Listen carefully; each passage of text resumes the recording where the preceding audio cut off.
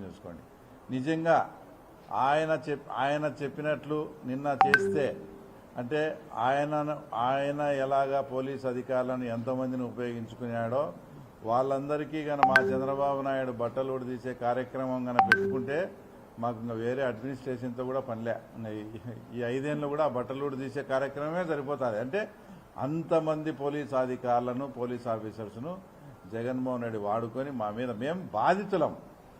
మేము బాధితులై ఇప్పుడు సర్వైవల్ ఈ రకంగా ఉంటే మీ అతను ఎవరో తప్పు చేసి అవన్నీ కూడా ఆయన కిడ్నాప్ చేసిన వీడియోలు కూడా అన్ని బయటపడితే ఆయన్ను పరామర్శించను పోయి తర్వాత బాధితులైనటువంటి మమ్మల్ని కూడా అది పోలీస్ ఆఫీసర్లను దృష్టిలో పెట్టుకొని తర్వాత పోలీస్ ఆఫీసర్లకు బట్టలు ఉడిదిస్తాం అది ఇస్తామని అసలు ఆయన పోలీస్ అధికారులను ఏ రకంగా ఉపయోగించినాడో సింపుల్గా 2 ఎగ్జాంపుల్స్ చెప్తా.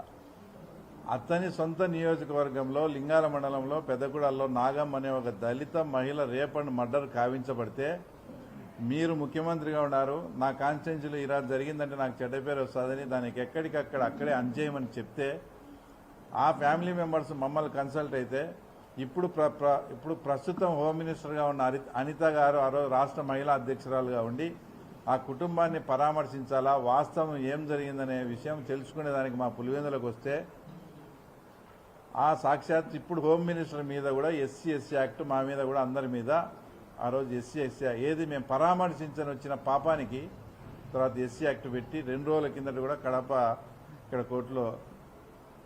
కోర్టులో వాయిదా కూడా ఉండింది. ఆయన హోంమంత్రి అయినా కూడా ఇప్పటికీ కూడా ఆ కేసునుగా రాష్ట్ర ప్రభుత్వం తొలగించుకోలేకపోతుందంటే ప్రభుత్వం ఎంత ట్రాన్స్పరెంట్గా ఎంత పారదర్శకంగా పనిచేస్తుందో. సాక్షాత్తు హోమ్ మినిస్టర్ మీద పెట్టిన తప్పుడు కేసు కూడా ఇంకా మన ప్రభుత్వం కూడా అట్లే ఉందంటే అడ్డగోలుగా చేయకూడదు, చాలా పారదర్శకంగా చేయాలనే ఉద్దేశంతో.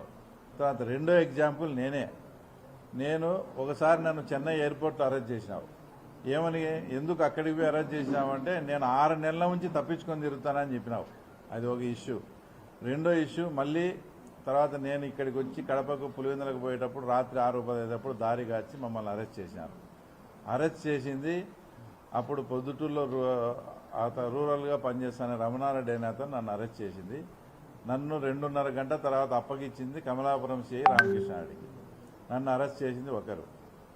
ఎక్కడైనా కానీ ఆంధ్రప్రదేశ్ చరిత్రలో వచ్చి పోలీసులు అరెస్ట్ చేసి ఆ తర్వాత పోలీసులు ముసుగేసి చేతులకు హ్యాండ్ కప్స్ చేసి తిరుమలలో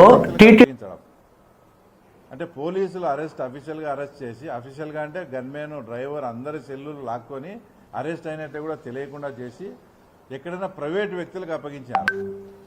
దాదాపు అంతా మీ మీడియా పుణ్యాన ఆ రోజు అంతా ఇదైపోయి ఆ రోజు నేను వాస్తవంగా బయటపడడం జరిగింది. నన్ను భౌతికంగా ఎలిమినేట్ చేసే ఉద్దేశంతో ప్రైవేట్ వాళ్ళకి అప్పగిస్తే ఇక్కడ ఉండే ఫ్రెండ్స్ కానీ తర్వాత మీ మీడియా వాళ్ళంతా అదంతా పబ్లిక్ కావడంతో అదంతా కూడా ఆ రోజు సేఫ్గా అంటే ఇంత పచ్చిగా ఇంత ఘోరంగా కూడా నువ్వు పోలీసు అధికారులను వాళ్ళను ఉపయోగించుకొని అది అవతల వాళ్ళ మీదకి తర్వాత నెట్టివేయడం అనేది ఇది చాలా దారుణమైన విషయం. తర్వాత ఇంకోటి, ఒక ముఖ్యమంత్రిగా ఉండి తెలుగుదేశం పార్టీ ఆఫీస్ పైన దాడి చేస్తే ఎవరైనా కూడా మామూలుగా పొలిటికల్ యాంగిల్ ఆలోచించినా కూడా దాన్ని ఖండిస్తారు. అలాంటిది నీవు ఖండించకపోగా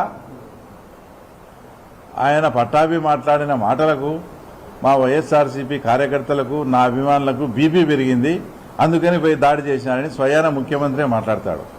ఎక్కడైనా బీపీ పెరిగితే హాస్పిటల్కి పోతారు కానీ ఆఫీస్ పైన వచ్చి దాడి చేస్తారా?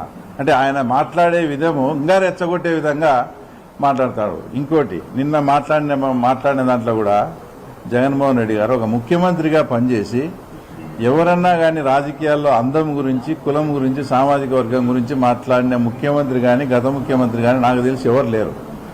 నువ్వు ఒక ముఖ్యమంత్రిగా ఉండి రాజ్యాంగబద్ధమైన ఒక పదవిలో ఉన్న నిమ్మగడ్డ రమేష్ని ఆ రోజు కులం పేరుతో నువ్వు మాట్లాడినావు. అది ఎంత ఇప్పటికీ కూడా అది ఒక మన ప్రజాస్వామ్య వ్యవస్థలోనే ఒక చెరగని ముద్రగా ఆ రోజు నువ్వు మాట్లాడినావు ఆయన కమ్మకులం అని. నిన్న ఏం మాట్లాడతావు? అదే చంద్రబాబు నాయుడు సామాజిక వర్గానికి చెందిన వీళ్ళు కాబట్టి వీళ్ళు అందంగా ఉండాలని చంద్రబాబు నాయుడు అసూయతో ఇదంతా చేసినాడు అన్నట్టు మాట్లాడుతున్నాం. ఇది ఎంత ఆయన వయసు ఏంది? 70-72 ఏళ్ళు ఉంటే వంశీ అందగాడంట, కొడాలి నాని అందగాడంటే ఈయనకి ఎట్లా కనిపించాడో కొడాలి నాని ఈయనకి అంత ఎట్లా నచ్చినాడో నాకైతే అర్థం కాలే. లోకేష్ కన్నా దేవినేని అవినేష్ అందంగా ఉంటాడని ఎప్పుడైనా నీకు కూడా సెక్షన్ పడుతుందంటే వాళ్ళందరినీ గుంపు చేసి కలుపుకుంటాడు, వీళ్ళు ఎక్కడ జారిపోయి ఎక్కడన్నా పోతారేమో అని. ఒక ముఖ్యమంత్రిగా పనిచేసిన వ్యక్తి ఒక సామాజిక వర్గం గురించి కానీ, ఒక కులం గురించి కానీ, ఒక అందం గురించి కానీ మాట్లాడడం అనేది ఆయన అసలు ఆయన విజ్ఞతకే తర్వాత వదిలేయాల్సి వస్తుంది. ఇవన్నీ మీ ఎగ్జాంపుల్స్ మేము ఎందుకు చెప్తున్నామంటే, నా మీద ఆయన పోలీస్ అధికారులను ఆ రకంగా ఉపయోగించుకున్నాడు. మేము దాన్ని చట్టబద్ధంగా ఆయన లోపల పెట్టినారు. విత్ ఇన్ 24 అవర్స్లోనే ఆయన లోపల పెట్టినారు వంశీని. మేము ఎవరికి పోలీస్ అధికారులను ఆ రకంగా మేము ఉపయోగించుకోవడంలే, అవసరం లేదు. ఎగ్జాంపుల్, నా మీద ఆ రోజు నన్ను అరెస్ట్ చేసింది, నన్ను ఐడెంటిఫై చేసింది అంతా ఇక్కడ అంతకుముందు గతంలో ఇక్కడ ఉన్న చింతకొమ్మ సి అశోక్ రెడ్డి గారే. అయితే అశోక్ రెడ్డి గారి మీద మేము ఇంతవరకు ఏమైనా చర్య తీసుకున్నామా? ఇప్పటికీ కూడా మేము చర్య తీసుకోలే. మా వాళ్ళకు చెప్తాను, ఎంక్వైరీలు అవి జరుగుతున్నాయి. అశోక్ రెడ్డి గారు ఏమని చెప్తున్నారు, నేను ప్రమాణం చేసి చెప్తున్నా, నన్ను వెహికల్ను చూసి మనిషిని ఐడెంటిఫై చేయమని, అంతవరకే నా బాధ్యత, అంతా కూడా పై వాళ్ళు ఎట్లా చెప్తే అట్లా చేసినా, ఇది పైన సీఎం ఆఫీస్ నుంచి వచ్చిందని ఆయన చెప్తున్నారు. అంటే సీతారామాంజనేయులు కానీ, అప్పుడు ఇంటెలిజెన్స్లో పనిచేసిన నరేందర్ రెడ్డి కానీ, వీళ్ళే దానికంతా కారణమని. వాళ్ళ మీద కూడా ఇంకా మేము చర్య తీసుకోలేము. అంటే ఎందుకు ఇదంతా చెప్పాల్సి వచ్చిందంటే, మీలాగా మేము పరిపాలించడం లేదు. పోలీస్ అధికారులను నువ్వు ఏదో చెప్పి భయపెట్టి వాళ్ళతో పని చేయించుకోవాలని ఈ డ్రామాలు ఎక్కువ కాలం పనిచేయవు. ఈ మాటలు నిన్న మాట్లాడుతుంటే అన్న చెప్పినట్టు దయ్యాలు వేదాలు వేధించినాడు అనే దానికి ఇది ప్రత్యక్షమైన ఉదాహరణనే నిన్న జగన్మోహన్ రెడ్డి మాట్లాడేది. కాబట్టి ప్రజాస్వామ్యంలో ఇలాంటి కులాల గురించి కానీ, అందం గురించి కానీ, ఇట్లా పోలీసు అధికారులను భయపెట్టి ఈ 4 ఏళ్ళు పని చేయించుకోవాలని ఈ రకంగా మాట్లాడడం కరెక్ట్ కాదు. ఇవన్నీ కూడా ప్రజలు గమనిస్తున్నారు. అసలు ఈ ప్రజాస్వామ్య వ్యవస్థకే ఈ జగన్మోహన్ రెడ్డి అలాంటి వ్యక్తి అసలు తగనే తగడు. ప్రజాస్వామ్యానికే అతను చీడపురుగు లాంటి వాడు. నిన్న మీరు మాట్లాడినటువంటి అంశాలు బాగా వైరల్ అవుతా ఉన్నాయి. పులివెందుల ట్రైబల్స్కు సంబంధించి దీన్ని ఎదుర్కోబోతా ఉన్నారా? అసలు స్ట్రాటజీ ఉంది అసలు? అంటే జనరల్గా అక్కడ పోయినప్పుడు ఆయన మాట్లాడడం జరిగింది. ఆయన మాట్లాడిన తర్వాత నేను కూడా దీని మీద కొంచెం స్టడీ చేశా. రాజ్యాంగంలో పార్లమెంటులో వచ్చేసి పార్లమెంట్లో అయితే 104 ఆర్టికల్ /4 దాంట్లో క్లియర్గా రాసింది. శాసనసభకు వచ్చేటప్పటికి 190/4లో ఏ సభ్యుడైనా కానీ వితౌట్ స్పీకర్ పర్మిషన్ 60 రోజులు గన సభకు ఇంటిమేట్ చేయకుండా గైర్హాజరైతే అతన్ని డిస్క్వాలిఫై చేసే అవకాశము 100% స్పీకర్ గారికి ఉంది అనేది క్లియర్గా ఉంది దాంట్లో. ఈ రకంగా మధ్యప్రదేశ్లో ఒక శాసనసభ్యుడు శాసనసభ్యత్వాన్ని కోల్పోయినాడు.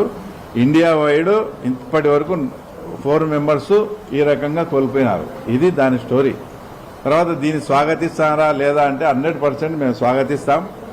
ఎందుకంటే పులివెందుల ప్రజలు కూడా మేము ఇంత వేవ్లో కూడా ఓట్లేసి గెలిపించి పులివెందుల్లో మీ చర్యల వల్ల అనేకమైనటువంటి పెండింగ్ పనులన్నీ ఆగిపోయి పులివెందుల రోడ్లన్నీ డ్రైనేజీ కానీ సిమెంట్ రోడ్లు పాల్గొట్టి అస్తవ్యస్తంగా తయారు చేశారు. కనీసం ఆ సమస్యలన్నా ప్రస్తావించి ఈయన మళ్ళా మా పులివెందులను ఆ తర్వాత నీట్గా సెట్ చేస్తాడు అనుకుంటే ఈయన కనీసం అసెంబ్లీకే పోవడం లేదు అని ప్రజలు కూడా చాలా జగన్మోహన్ రెడ్డి మీద చాలా కోపంతో ఉన్నారు. ప్లస్ ఉప ఎన్నిక అనేది ఏదన్నా కానీ ఈయన మూలాన ఈయన పోకుండా వస్తే అక్కడ ఉండే పెండింగ్ పనులు కానీ, తర్వాత నిజంగా పులివెందుల ప్రాంతం అభివృద్ధి కానీ, అక్కడ ప్రజలు నిజంగా అదృష్టవంతులైతే తప్పకుండా ఉప ఎన్నిక వస్తుంది. ఉప ఎన్నిక వచ్చినప్పుడు అక్కడ ఉండే పెండింగ్ పనులు కానీ, ఇంకా కాన్స్టిట్యున్సీకి కావాల్సినట్టు కూడా మేము కూడా చంద్రబాబు నాయుడు గారిని డిమాండ్ అడిగి అన్ని పని చేయించుకుంటాం. ఎంత బాధాకరమైన విషయం అంటే 2 ముఖ్యమంత్రులుగా పనిచేసి పులివెందుల్లో ఈరోజు తాగునీటి సమస్య ఉందంటే వాళ్ళు ఏ రకంగా పరిపాలన చేశారో ఒకసారి మీరు మా పులివెందుల ప్రజలు కూడా అర్థం చేసుకోండి. దీన్ని ఇప్పుడే కలెక్టర్ గారితో కూడా మేము మాట్లాడినాం.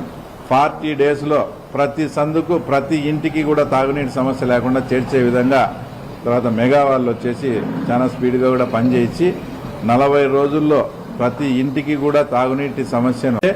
ఎందుకు ఈ ప్రస్తావన వచ్చిందంటే ఎవరైనా 4,000 కోట్లు పెట్టాం, 6,000 కోట్లు పెట్టాం, పాడా పెట్టి ఇంత డెవలప్ చేస్తే పులివెందుల మున్సిపాలిటీలో కానీ పులివెందుల చుట్టుపక్కల కానీ తాగునీటి సమస్య కూడా ఈరోజు ఇంకా పులివెందుల వాసులకు ఉందంటే అది ఎంత బాధాకరమో, వీళ్ళు ఏ రకంగా పరిపాలన చేశారో.